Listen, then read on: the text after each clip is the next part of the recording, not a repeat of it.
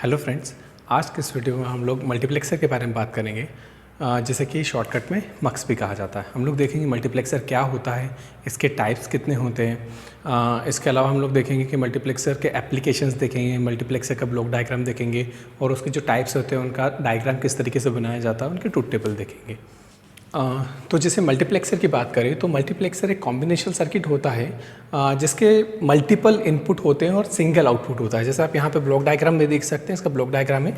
यहाँ पे हमारे पास नंबर ऑफ़ इनपुट्स है और यहाँ पे हमारे पास एक आउटपुट लाइन है। अगर हम इसकी बात करें तो यहाँ पे हमारे पास इनपुट होता है, सिलेक्शन लाइन होती है, इनेबल लाइन होती है और आउटपुट लाइन होती है।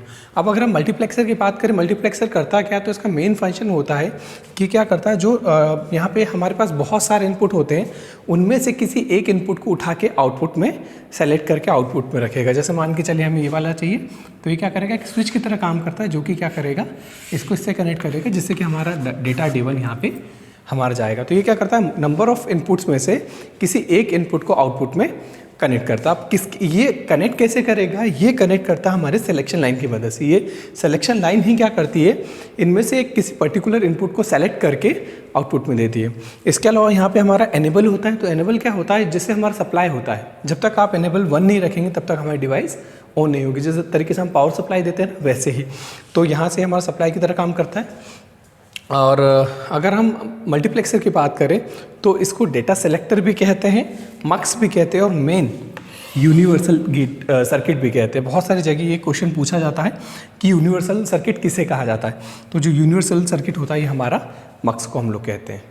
इसके बाद जैसे अगर हम इसके टाइप्स की बात करें, अगर हम इसके क्लासिफिकेशन की करें तो इसके अलग अलग टाइप होते हैं। जैसे कि हमारा होता है 2x1 मक्स, 4x1 मक्स, 8x1 मक्स और इसी तरीके से 16x1 मक्स और हमारा 32x1 मक्स हो सकता है। ठीक है, तो हम इनमें से एक एग्जांपल उठा लेते हैं। जैसे 2x1 मक्स का एग्जांपल उठाते हैं। तो जैसे अगर हम मल्टीप्लेक्सर के उदाहरण को देखना चाहें कि जो हमारी डेली लाइफ में मल्टीप्लेक्सर कहाँ यूज़ होता है, तो एक एग्जांपल के लिए आप देखिए, जैसे टीवी, ठीक है, हमारा सेटअप बॉक्स है। तो सेटअप बॉक्स पे हम लोग क्या देखते हैं कि हमारे पास नंबर ऑफ़ इनपुट आते हैं, मतलब बहुत सारे चैनल्स हैं।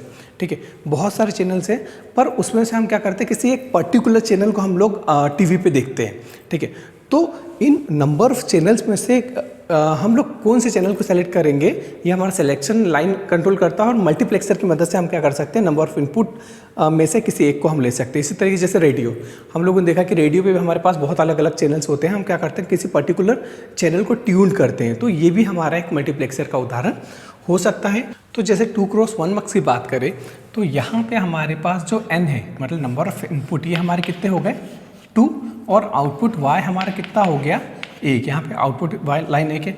अब जैसे कि हम मक्स को देखें तो मक्स में हमने देखा है कि वहाँ पे हमारा सिलेक्शन लाइन भी होता है। तो अब सिलेक्शन लाइन कितनी होगी, इसके लिए हमें एक फॉर्मूले पे जाना पड़ेगा, जो कि होता है 2 to the power m = n। जैसे हम लोगों ने वहाँ पे देखा कि m हमारा क्या होता है, सिलेक्शन लाइन होता है और n हमारा नंबर ऑफ़ इनपुट। तो यहाँ पे अगर हम नंबर ऑफ़ इनपुट की बात करें तो यहाँ पे हमारे पास नंबर ऑफ़ इनपुट कितने, 2। तो यहाँ से हमारा ये हो जाएगा 2, यहाँ कुछ नहीं, मतलब 2 की पावर कितनी होगी 1। तो यहाँ से m = हमारा कितना निकलेगा 1। इसका मतलब कि जब हम 2x1 मक्स बनाएंगे तो इसके लिए हमें एक सिलेक्शन लाइन लगेगी। ठीक है, इसके बाद हम लोग इसका ब्लॉक डायग्राम बनाएंगे। तो ब्लॉक डायग्राम सिंपल हमारा, ये हम लोगों ने एक ब्लॉक बना दिया। ये हमारा 2x1 का मक्स है, जहाँ पे हमारे पास इनपुट कितने हैं, 2 हैं। ये हमारा हो गया D0 और ये हमारा D1। यहाँ पे हम एक एनेबल लाइन E लगा देते हैं और जैसे कि हमें पता है सिलेक्शन लाइन कितनी लगेगी 1, तो यहाँ पे सिलेक्शन लाइन हमने S0 लगा दी। ठीक है, इसके बाद आएगा हमारा ट्रूथ टेबल। तो यहाँ पे हम इसका TT देख लेते हैं। तो TT में क्या आएगा हमारा, यहाँ से आएगा इनपुट और इनपुट के साथ में रहेगा हमारा आउटपुट। अब इनपुट में हमारे पास क्या क्या है, इनपुट में हमारे पास एक तो एनेबल लाइन है और इसके अलावा हमारा क्या रहेगा, सिलेक्शन लाइन रहेगा। ठीक है, और आउटपुट हमें पता है इनमें से कोई एक जाएगा। ठीक है, y बराबर, तो y बराबर हमें क्या मिलेगा। ठीक है, तो यहाँ पे एक चीज़ देखिएगा कि जैसे यहाँ पे अगर हमने 0 रखा, ठीक है, मतलब हमने क्या किया, यहाँ पे 0 दे के रखा है। इस कंडीशन में हम यहाँ पे कुछ भी रखें, कुछ क्रॉस मतलब 0 या 1, हम कुछ भी रखेंगे तो आउटपुट हमें 0 ही मिलेगा। मतलब एक तरीके से हमें डिवाइस को एक्टिव करना, अगर चालू करना तो उसे हमें पावर सप्लाई देनी पड़ेगी। 0 मतलब हमने यहाँ पे इसको कुछ भी सप्लाई नहीं दे के रखा। अब यहाँ पे हम लोग 1 कर दें तो S0 की जगह हम क्या रख सकते हैं, S0 की जगह हम 0 रख सकते हैं या फिर S0 की जगह हम क्या रख सकते हैं, 1 रख सकते हैं। ठीक है, जब आप S0 की जगह यहाँ पे 0 रखेंगे तो उस कंडीशन में ये क्या करेगा, आपका D0 को आउटपुट में कनेक्ट कर देगा। मतलब Y बराबर आपको क्या मिलेगा, ये मिलेगा D0। अब जैसे यहाँ पे S0 की जगह 1 पुट करेंगे तो ये क्या करेगा, आपके D1 को आउटपुट से कनेक्ट कर देगा। मतलब यहाँ पे हमें क्या मिलेगा, ये मिलेगा।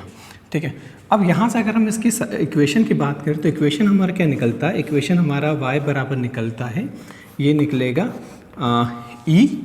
ठीक है, यहाँ पे हमारा का E। S0 के लिए वैल्यू क्या देखी रहेगी, फर्स्ट इसकी हम बात करें तो इसके लिए वैल्यू हमारी 0। तो 0 को किसी चीज़ से कैसे रिप्रेजेंट किया जाता है, बार के थ्रू। ठीक है, तो S0 की जगह अगर 0 है तो यहाँ पे हम इसको कैसे रिप्रेजेंट करेंगे, S0 का बार, और साथ में Y की वैल्यू क्या है यहाँ पे हमारा D0। ठीक है, फिर प्लस यहाँ पे आए, फिर हमारा क्या आ जाएगा, E आ जाएगा। फिर S0 की जगह क्या देके रखा है, S0 की जगह 1, मतलब सिंपल हमारा S0 आ जाएगा और यहाँ पे हमारा क्या आ जाएगा, D1। इसकी इक्वेशन ये हो सकती है, या तो हम क्या कर सकते हैं, इनमें से E कॉमन निकाल सकते हैं तो हमारा क्या आएगा, S0 का बार D0 प्लस S0 और D1। अब हम क्या करेंगे, इसके थ्रू सर्किट बनाएंगे। ठीक है, तो यहाँ से हम इसके बाद इसका सर्किट डायग्राम बनाएंगे। तो सर्किट डायग्राम बने तो हमें किस किस चीज़ की ज़रूरत है, इनेबल, S0 और D1 D2 की ज़रूरत है। तो यहाँ पे हम लिख लेते हैं, S0 ले लेते हैं।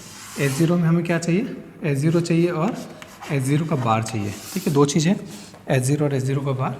और हमें क्या चाहिए, D0 चाहिए और हमें क्या चाहिए, D1 चाहिए। ठीक है, ये हो गया। तो सबसे पहले अगर, और हमें यहाँ पे E और चाहिए तो ये लास्ट में ले लेंगे। तो यहाँ पे हमारा सबसे पहले क्या हो रहा है, ये हमारा पूरा प्रोडक्ट वाला टर्म है। प्रोडक्ट से पहले क्या हो रहा है, इनका सम हो रहा है, और सम से पहले क्या हो रहा है, इनका आपस में प्रोडक्ट हो रहा है। तो हम पहले प्रोडक्ट के लिए हम क्या करेंगे, एंड गेट लगाएंगे। तो यहाँ पे हमारा 2 बार मल्टीप्लाई हो रहा है कि ये और एक ये, तो हम क्या करेंगे, 2 एंड गेट लेंगे। ठीक है, इसके बाद यहाँ पे क्या हो रहा है कि सबसे पहले में क्या जा रहा है, S0 का बार और D0 जा रहा है। तो S0 का बार हमें यहाँ से मिलेगा और यहाँ से हमें D0 मिलेगा। ठीक है, फिर यहाँ पे S0 और D1, तो S0 हमें यहाँ से मिलेगा, S0 और D1। ठीक है, और फिर इसके बाद हम क्या करेंगे, यहाँ से हमें ये आउटपुट मिल जाएंगे और इसके बाद ये आउटपुट मिलने के बाद इनका एडिशन होगा। तो एडिशन के लिए हमने क्या किया, एक और गेट लगा दिया जो कि क्या करेगा, इनको जोड़ेगा। ठीक है, इसके बाद हमें यह आउटपुट मिल जाएगा। इसके बाद ये क्या होगा, ई के साथ में मल्टीप्लाई होगा। तो मल्टीप्लाई के लिए हम क्या करेंगे, एक एंड गेट लगा देंगे और इसको आउटपुट को, और यहाँ से हम क्या करेंगे, इनेबल ई दे देंगे, तो हमें ये आउटपुट मिल जाएगा। तो ये हमारा 2x1 मक्स के लिए सर्किट डायग्राम, ट्रूथ टेबल, उसकी इक्वेशन और इसका ब्लॉक डायग्राम है। तो जैसे कि मल्टीप्लेक्सर की अगर हम एप्लीकेशन की बात करें तो मल्टीप्लेक्सर हमारा डेटा राउटिंग के काम में आता है। ठीक है, इसके अलावा पैरेलल टू सीरियल कन्वर्जन के काम में भी आता है। जैसे कि हमें पता है कि यहाँ पे हमारे पास क्या होते हैं, नंबर ऑफ इनपुट्स होते हैं। ये क्या करते हैं, तो ये इसको डेटा को पैरेलल टू सीरियल कन्वर्ट भी कर सकता है। ठीक है, इसके अलावा जो हमारे लॉजिक फंक्शन होते हैं उसके भी जनरेशन के काम में आता है। अब इसके अगर हम एडवांटेजेस की बात करें तो इसमें क्या होता है, जैसे हमें पता है कि यहाँ पे अगर हम इस सर्किट की बात करते हो तो यहाँ पे अगर हमें ट्रांसमिशन करना होता है तो हमें बहुत सारे वायर्स की ज़रूरत पड़ती है ना। तो ये क्या करता है, यहाँ पे वायरों को रिड्यूस कर देता है। अब जाहिर सी बात है, अगर हम क्या करेंगे, किसी सर्किट में वायर्स को रिड्यूस कर देंगे तो वायर की के कारण अपने आप यहाँ पे क्या हो जाएगा, इसकी कॉस्ट भी रिड्यूस हो जाएगी, सस्ता हो जाएगा। ठीक है, इसके अलावा जैसे देखिए हम लोगों ने जैसे 2x1 का मक्स बनाया है। ठीक है, तो हमने उसके ट्रूथ टेबल देखी, इसके बाद हमें के में बनाने की ज़रूरत नहीं पड़ी। जैसे कि अगर आप हाफ एडर या फिर हाफ एडर, फुल एडर या सबट्रैक्टर की बात करें तो हमने वहाँ पर देखा था कि उसको बनाने के बाद हमें उसके ट्रूथ टेबल के थ्रू हमें के में बनाना पड़ता था, फिर हम लोग सर्किट पर जाते थे। पर यहाँ पर हमें किसी सर्किट को सिंप्लीफाई करने के लिए के मैप की ज़रूरत नहीं पड़ती है। Thank you so much.